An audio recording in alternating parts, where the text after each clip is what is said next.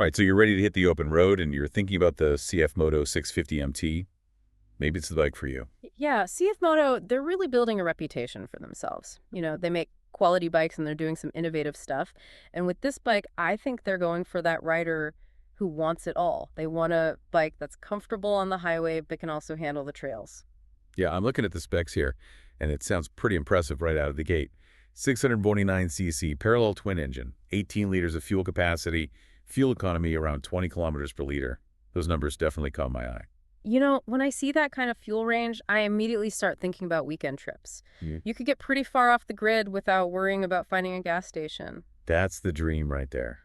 But it's not all about just raw power and long distances. The articles we have here really emphasize how much attention they've paid to the design, making it aerodynamic, giving it an adjustable windscreen. It sounds like they really want to make the riding experience enjoyable. Yeah, that adjustable windscreen. I like that. You can really fine-tune it to the conditions or just how you feel at that moment. It's not always something you see at this price point. It's like they're thinking ahead for you, anticipating what you might need out there. And something else they emphasize is ergonomics.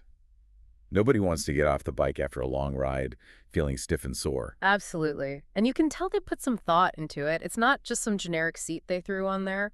The articles mention the specific seat height and handlebar positioning. They've designed it to work for a variety of riders and riding styles. It makes sense if they're trying to appeal to both experienced riders and those who are newer to adventure bikes. It's like they've done their research. Oh, they definitely have. And something that jumped out at me, the ground clearance. It's 170 millimeters. That's actually higher than some bikes that are specifically marketed as off-road bikes. Oh, wow.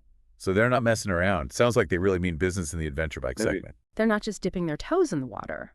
And you see that in the tech features, too. You've got a fully digital instrument cluster, LED lighting, multiple riding modes. Those are features that I usually associate with more expensive bikes.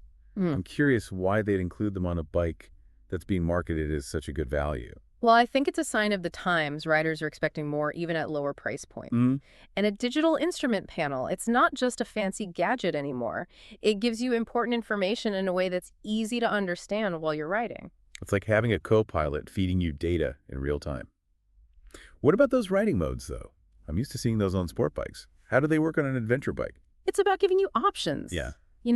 You're on the highway, you want a more responsive throttle switch to sport mode, then you hit some twisty back roads, maybe you want to dial it back to a more relaxed setting. It lets you fine-tune the bike to the way you want to ride. So it's not just about power. It's about being in control and feeling confident in different riding situations. Exactly. And the fact that they included LED lighting everywhere, that shows they're thinking about both how it looks and how it performs. What's so great about LED lighting for a bike like this? Well, aside from looking cool, LEDs are a lot brighter than regular halogen bulbs, which is huge for safety, especially if you're riding in low light conditions. Right. You see better. Yeah. Other drivers see you better. That's important for commuting and riding at night. And they use less energy, so your battery will last longer. And they last way longer than regular bulbs, so you don't have to replace them as often. Those are some serious benefits. Yeah. So let's be real. We can talk about features and specs all day. What really matters is how it actually rides. And that's where the comparison to other bikes gets interesting. It all comes down to how it compares to the other bikes out there, like Yeah. the Kawasaki versus 650, the Suzuki Z-Strom 650. Those are kind of the big names in this category. So how does the CFMoto stack up? Well, actually, the articles we've been looking at, they compare it to a whole bunch of bikes. The Versi 650, the Benelli TRK 502, the BMW G310 GS, the KTM 390 Adventure, even the Royal Enfield Himalayan. It's a pretty diverse group. It is. And what's cool? The 650 MT, it might not be as well known as some of those other bikes, but it doesn't back down from the challenge. In some ways, it actually beats them. Yeah, the articles point out a few areas where the 650 MT really shines, like engine size and power. It's right up there with the Versi 650, which, like you said, is kind of the leader in this class. That's a big deal. It means you're not sacrificing power just to save some money. You get a bike that can really handle itself on the open road. Yeah, And that's important for those long rides. exactly. You want something that can eat up those highway miles without breaking a sweat. And speaking of long rides, that 18-liter fuel tank on the 650 MT, that's another area where it beats some of the competition. It's actually bigger than both the BMW G2310 GS and the KTM 390 Adventure. Think about that. You can go further. You can explore more. You don't have to worry about constantly looking for a gas station. That's peace of mind right there. But we're talking about adventure bikes. We can't forget about off-road performance. How does the 650 MT compare to something like the Royal Enfield Himalayan? That thing's practically made for going off-road. That's a good point. And while the 650 MT, it might not have that same reputation as the Himalayan for hardcore off-roading, it can definitely handle itself. Remember that ground clearance we talked about, 170 millimeters? That's actually more than the Himalayan. No way. So even though it might not look like a hardcore off-road bike, it can still tackle some pretty tough terrain. It's a really versatile bike. And don't forget the price. It's a lot more affordable than a lot of those other bikes. That's what I keep coming back to. You get a lot of the same features and performance as the more expensive bikes, but you don't have to pay as much. CFMoto, they seem to be finding that balance, giving you a lot of bike for your money. But value's not everything. Safety's important too, especially when you're talking about adventure riding. You never know what you're going to encounter. Absolutely. In the articles, they definitely talk about safety features. They mention the dual disc brakes with Bosch dual-channel ABS up front, a single disc brake with ABS at the rear, and of course the LED lights we talked about. Those are all important for keeping you safe. The ABS especially. It can be a real lifesaver in tricky situations, like when you're riding on loose surfaces or in the rain.